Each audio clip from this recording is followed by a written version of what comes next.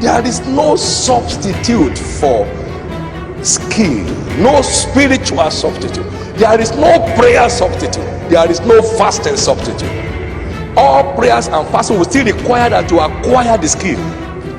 You can pray for God to help you learn fast how to drive, but you can't pray to take the steering. That's why prayer and fasting, as good as it is for your spiritual development, has not changed the Nigerian economy. We don't need more prayer and fasting in Nigeria. We need brains that can create and develop an enabling environment with technology, with manufacturing plants. Once we produce manufacturing plants, you won't fast for jobs again. You'll be fasting for souls. It is very, very important for us to educate our children that there is no substitute for skill, capacity, character, and leadership capability.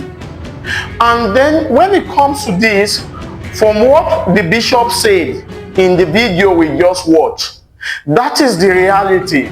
And we can fully see the difference between our kids and other kids in the diaspora or globally. In the next 20, 25 to 30 years to come, will our children be able to develop the necessary skills and the capacity that will give them the ability to compete and build an economically free environment for them and their children? It is a very strong critical question for we to ask. Economic freedom is one thing in which we have been suffering for, and we know that without jobs, without skills, and without the right kind of leadership, this is something that will be very difficult to achieve. And that is why I sincerely want to thank my global leader for us putting everything in place to come up with this UPAM integration program. And what is this program all about?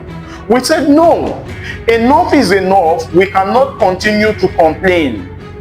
You can never win, or you can never be free on the basis of empathy. It doesn't work that way. Life is a ground for battle of intelligence, and the superior intelligence must dominate. So if we must conquer these things, then we must bring exceptional strategy on how to go about this thing.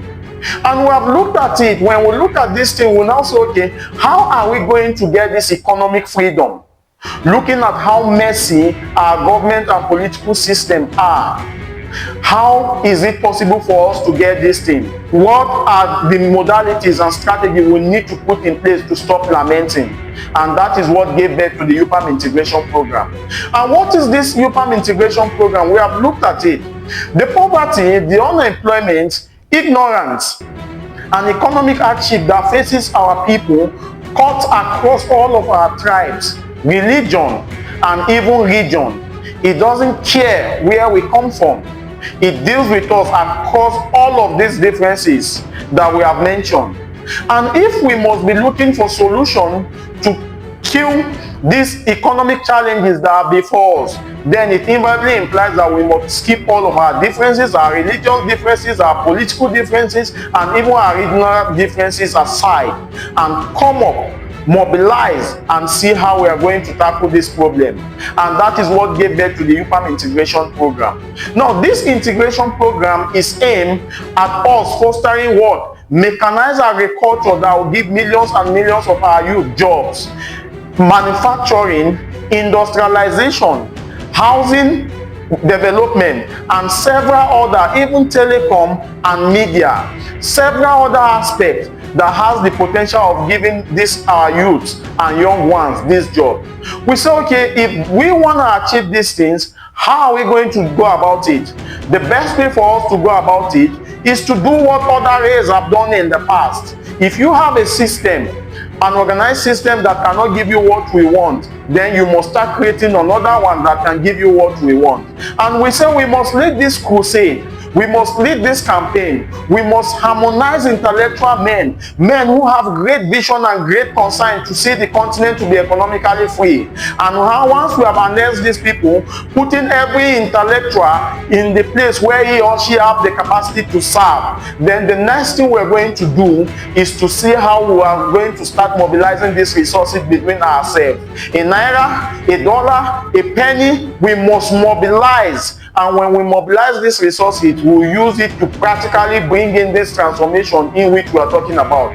Because by so doing, we'll get to discover that if we can influence the economic landscape by giving our people jobs and the necessary skills, indirectly or even directly, we can control the political landscape also, because they are frustrated, they are angry, and they just lack what, they don't even know which direction to go. If we can give them direction, you that can be able to give them direction, then definitely you can tell them that yes, this is how to choose the right leader, and this is why you must choose the right leader. Then looking at what Dr. Ebe Damina have said, that prayer and fasting, that there is no spiritual approach in solving some of these societal problems, that not even prayer and fasting, we have seen it from the recent video in which he have said. He said what we need is brain. What we need is intellectual capacity, because from what he's saying is not different from what the great Moses of Africa, Marcus Garvey, have said before. Marcus Garvey says that intelligence rules the world and ignorance carries the body.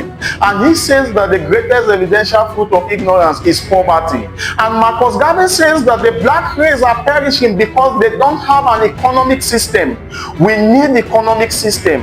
And thank God for people like Bishop Oyedepo and what Dr. Ebe Damina have just said. Now they are also moving in the line in which we are moving, and we are also putting modality in place as far as the integration program is concerned, to do everything possible we have to do to reach them, to get their necessary support, because we are collectively in this together. There is no traditional leader, there is no religious leader that will not agree to the fact that economic challenges, unemployment, unproductivity, and lack of effective manufacturing is a great problem in our society. And if they are the people, if they are the ones, the leaders that influence and controls the people very well in the society, for us, and if they control the people and they know that this is a necessity, then it is a necessity for us to also synergize and move in this line.